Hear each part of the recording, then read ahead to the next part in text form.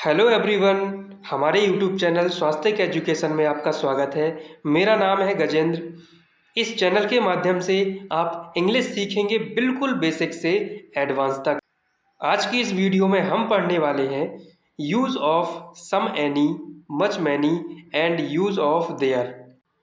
दोस्तों, मैं गारंटी लेता हूं कि इस वीडियो को पूरा देखने के बाद आपको सम एनी, मच मैनी और देयर से रिलेटेड कोई भी कन्फ्यूज़न नहीं रहेगी। इसलिए प्लीज़ इस वीडियो को बड़े ध्यान से देखिए। तो सबसे पहले हम पढ़ेंगे यूज़ ऑफ सम एनी। सम का मतलब होता है कुछ। जहाँ भी वाक्य में कुछ लिखा हो तो वहाँ पर हम यूज़ करते हैं सम। और एनी का मतलब होता है कुछ और कोई, यानी कुछ के लिए भी हम एनी का यूज़ करेंगे और कोई के लिए भी एनी का यूज़ करेंगे। देखिए, सम का प्रयोग पॉजिटिव सेंटेंस में हमेशा प्लूरल नाउन्स के लिए किया जाता है। पॉजिटिव सेंटेंस को हम हिंदी में बोलते हैं साधारण वाक्य। जैसे मेरे पास कुछ पेन है, मेरे पास कुछ किताबें हैं, मेरे पास कुछ पैसे हैं। तो यहाँ पर जो कुछ शब्द आ रहा है उसके लिए हम सम का यूज करेंगे। और एक बात आप याद रखना, सम का यूज हमेशा प्लूरल नाउन्स के लिए होता है। जैसे प्लूरल नाउन्स मतलब बहुवचन, जैसे कुछ पेन, तो यानी कि कुछ पेन का मतलब है पेन बहुत सारे होंगे, यानी बहुवचन होंगे। कुछ किताबें, यानी किताबें बहुवचन होंगी। तो जो सम शब्द है वो प्लूरल नाउन्स के लिए यूज किया जाता है। अब हम देखते हैं एनी का यूज। हमें एनी कहाँ यूज करना है। एनी का मतलब होता है कुछ या कोई। एनी का प्रयोग निगेटिव और इंटेरोगेटिव सेंटेंस में सिंगुलर और प्लूरल नाउन्स के लिए किया जाता है। यानी हम एनी का यूज सिंगुलर नाउन्स के लिए भी यूज करेंगे और प्लूरल नाउन्स के लिए भी यूज करेंगे। जैसे I don't have any pen, मेरे पास कोई पेन नहीं है। तो यहाँ पर जो पेन शब्द है वो सिंगुलर है, यानी मेरे पास कोई पेन नहीं है। तो हम यहाँ यूज़ करेंगे एनी। यहाँ पर लिखा है निगेटिव के लिए यूज़ करना है और इंटेरोगेटिव के लिए यूज़ करना है। यहाँ पर हमारा निगेटिव डोंट लिखा है तो ये हमारा निगेटिव सेंटेंस है, यहाँ पर हम यूज़ करेंगे एनी। अगला है do you have any money. तो यहाँ पर डू पहले आ गया है, ये हमारा इंटेरोगेटिव सेंटेंस है। तो हम यहाँ कुछ या कोई के लिए एनी का यूज़ करेंगे। दोस्तों, यहाँ पर आपको एक बात याद रखना है, यदि वाक्य में ऑफर या रिक्वेस्ट हो तब हमें इंटेरोगेटिव सेंटेंस में भी सम का यूज़ करना है। यानी वहाँ पर बताया था कि सम का यूज़ सिर्फ पॉजिटिव सेंटेंस में करना है, लेकिन यदि सेंटेंस में ऑफर है या रिक्वेस्ट है, यानी सेंटेंस पढ़ के हमें ये पता चल रहा है कि इसमें कोई ऑफर की बात हो रही है या रिक्वेस्ट की बात हो रही है, तब हम वहाँ पर इंटेरोगेटिव सेंटेंस में भी सम का यूज करेंगे। इसके एग्जाम्पल देखते हैं। यहाँ पर लिखा है वुड, यानी ये हमारी हेल्पिंग वर्ब है, तो हमारा इंटेरोगेटिव सेंटेंस हो गया। Would you take some coffee. तो यहाँ पर कोई पूछ रहा है, जैसे हमारे घर पर मेहमान आते हैं तो हम उनसे पूछते हैं क्या आप चाय या कॉफ़ी पियेंगे। तो यहाँ पर पूछा जा रहा है, ऑफर किया जा रहा है कि would you take some coffee, क्या आप कॉफ़ी पियेंगे। तो यहाँ पर हम सम का यूज़ करेंगे। भले ही ये इंटरोगेटिव सेंटेंस है, लेकिन इसमें हम ऑफर कर रहे हैं तो हम इसमें सम का यूज़ करेंगे। अगला सेंटेंस है can I have some water, क्या मैं थोड़ा पानी पी सकता हूँ। तो यहाँ पर इंटरोगेटिव सेंटेंस है, कैन पहले आया है, इंटरोगेटिव सेंटेंस हो गया। लेकिन इंटरोगेटिव सेंटेंस में भी हमने सम का यूज किया है। क्यों किया है? क्योंकि ये रिक्वेस्ट कर रहे हैं हम किसी से। मान लो हमें प्यास लगी है तो हम किसी से पानी मांगते हैं तो बोलते हैं can I have some water, क्या मैं थोड़ा पानी पी सकता हूँ। तो यहाँ पर हम किसी से रिक्वेस्ट कर रहे हैं। तो ये हमें याद रखना है कि अगर सेंटेंस में ऑफर है या रिक्वेस्ट है तब हम इंटरोगेटिव सेंटेंस में भी सम का यूज़ करेंगे। ठीक है, तो अभी हमने पढ़ा सम और एनी के यूज़ के बारे में। अब हम सम और एनी का प्रैक्टिस करते हैं। आई एम बाइंग, मैं खरीद रहा हूँ। क्या खरीद रहा हूँ? कुछ फल। अब यहाँ कुछ के लिए क्या यूज़ करेंगे, सम या एनी। तो हमें कैसे पहचानना है, ये देखिए, ये पॉजिटिव सेंटेंस है। I am buying some fruits, ये पॉजिटिव सेंटेंस है, इसलिए हम पॉजिटिव सेंटेंस में सम का यूज करेंगे। I am buying some fruits. अगला है डू यू हैव। अब यहां पर देखिए, इसमें इंटरोगेटिव सेंटेंस है, डू पहले आ गया है इसमें, तो ये बन गया हमारा इंटरोगेटिव सेंटेंस। इसमें कोई रिक्वेस्ट या ऑफर की बात नहीं हो रही है। तो do you have any pencil, क्या आपके पास कोई पेंसिल है। अगला है could you give me money, क्या आप मुझे कुछ पैसा दे सकते हैं। तो यहां पर देखिए हेल्पिंग वर्ब पहले है, तो ये हमारा इंटरोगेटिव हो गया। लेकिन वाक्य को देखिए, इसमें रिक्वेस्ट की जा रही है, यानी किसी से पैसे मांगे जा रहे हैं, विनती की जा रही है। Could you give me some money, तो यहाँ हम यूज़ करेंगे सम, क्या आप मुझे कुछ पैसा दे सकते। अगला है I do not have car, मेरे पास कोई कार नहीं है। तो यहाँ पर डू नॉट निगेटिव सेंटेंस हो गया हमारा, तो हम यूज़ करेंगे any. I do not have any car, मेरे पास कोई कार नहीं है। अब हम देखते हैं मच और मैनी का यूज।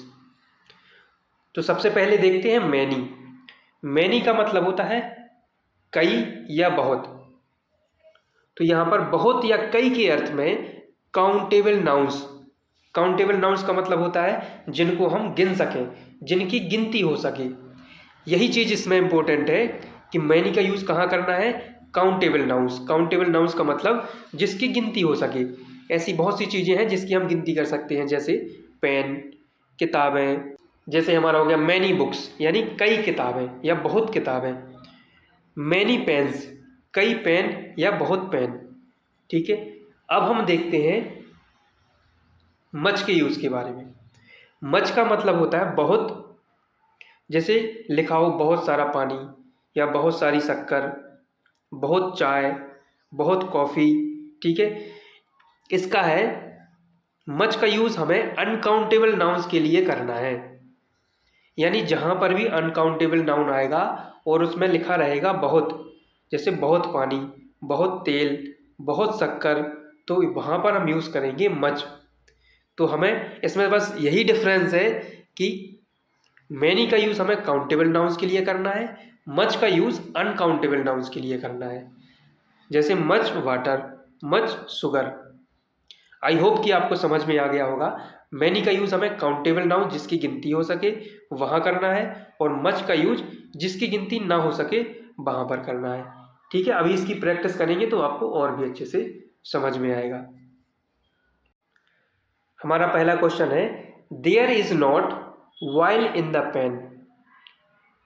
तो हमें इसमें नेगेटिव हो, पॉजिटिव हो, इंटरोगेटिव हो, कोई मतलब नहीं है। हमें देखना है नाउन। जो हमारा नाउन है वो काउंटेबल है या अनकाउंटेबल है। तो यहाँ पर लिखा है वाइल, तो वाइल क्या है, काउंटेबल है या अनकाउंटेबल।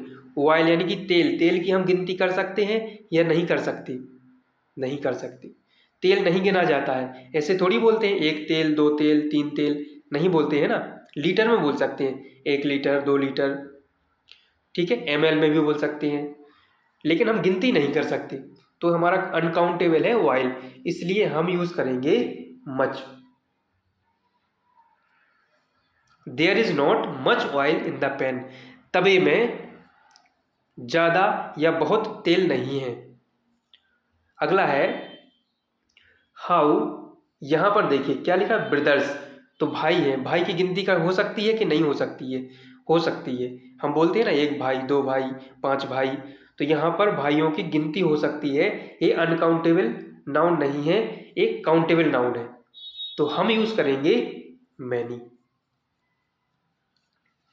ठीक है, काउंटेबल नाउन्स के लिए हम मैनी का यूज करते हैं। अगला है हाउ मिल्क। अब मिल्क यानी दूध, दूध की भी गिनती नहीं कर सकते, ठीक है, उसको भी हम लीटर में बोलते हैं।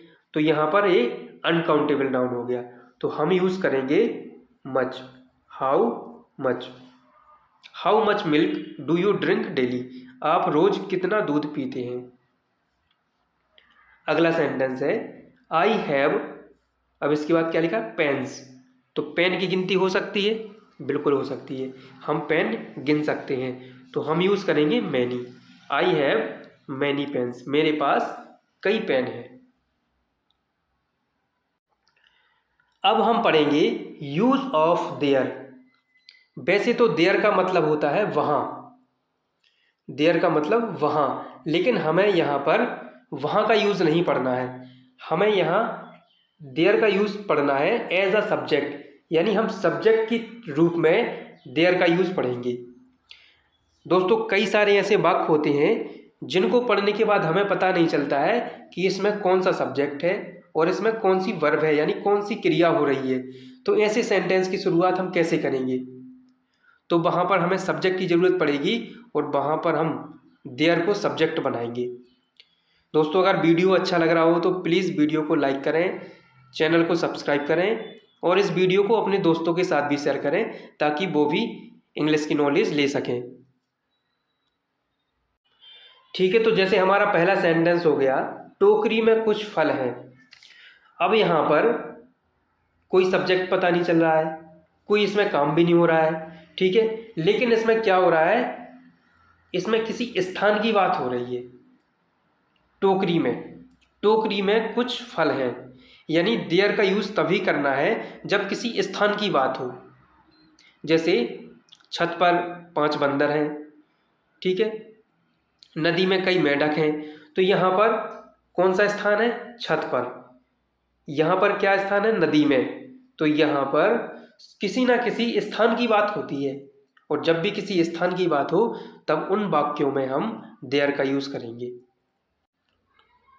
ठीक है, तो अब हम देखते हैं कि इनको इंग्लिश में कैसे ट्रांसलेट करना है।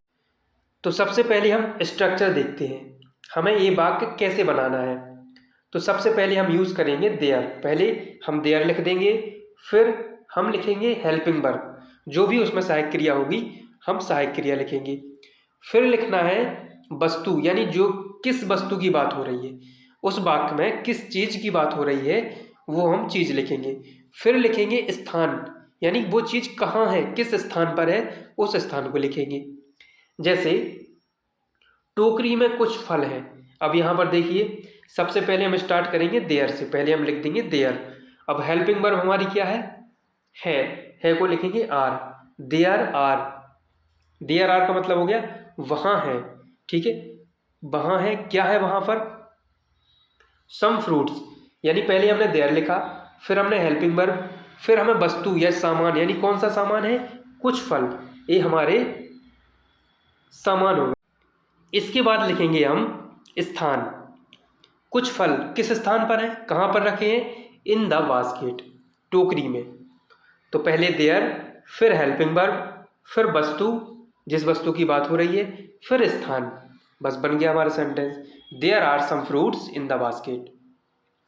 अगला सेंटेंस देखिए, कमरे में एक सांप है, ठीक है, तो कैसे स्टार्ट करना है, सबसे पहले देयर लिखना है, देयर, फिर हेल्पिंग वर्ब। हेल्पिंग वर्ब कैसे डिसाइड होती है, हमें यहाँ देखना है सिंगुलर है या प्लूरल है। एक सांप यानी सिंगुलर, तो हम यूज़ करेंगे इज, ठीक है। यहाँ पर जो आया था कुछ फल, वो प्लूरल था इसलिए हमने आर का यूज़ किया है। इसमें सांप सिंगुलर है इसलिए हम इज का यूज़ करेंगे। देयर इज आ स्नैक, एक सांप, ये हमारी वस्तु हो गई, सामान हो गया, ठीक है। कहाँ पर है, स्थान का नाम बताइए, इन द रूम, कमरे में, बस बन गया हमारा sentence, there is a snack in the room. अब हम कुछ और भी उदाहरण देखते हैं। मेरे गांव में एक नदी है, तो मेरा एक गांव है उसमें एक नदी है, तो हमें उसको इंग्लिश में बताना है। कैसे बताएंगे, अब इसमें किसी स्थान की बात हो रही है तो हम यूज़ करेंगे देयर का। सबसे पहले देयर लिखेंगे, फिर helping verb, there is a river, ठीक है, पहले हमारा देयर आ गया, हेल्पिंग वर्ब आ गई, उसके बाद सामान या वस्तु या चीज़, ठीक है। इसके बाद स्थान, कहाँ पर है, नदी है, कहाँ पर है नदी, इन अवर विलेज, हमारे गांव में, ठीक है। अगला है पुस्तकालय में कई किताबें हैं। तो सबसे पहले देयर लिखेंगे, देयर आर, ठीक है, क्या चीज़ें हैं, किताबें, कई किताबें, मैनी बुक्स, यहाँ पर बुक्स हम काउंट कर सकते हैं, गिनती कर सकते हैं किताबों की, इसलिए हमने यूज़ किया है मैनी, ठीक है। देयर आर मैनी बुक्स कहाँ पर हैं, पुस्तकालय में, इन द लाइब्रेरी। बस बन गया हमारा सेंटेंस। ठीक है दोस्तों, बहुत आसान था ये टॉपिक। अब आपको कुछ एग्जाम्पल्स अपने मन से बनाना है और उनको इंग्लिश में ट्रांसलेट करके देखना है,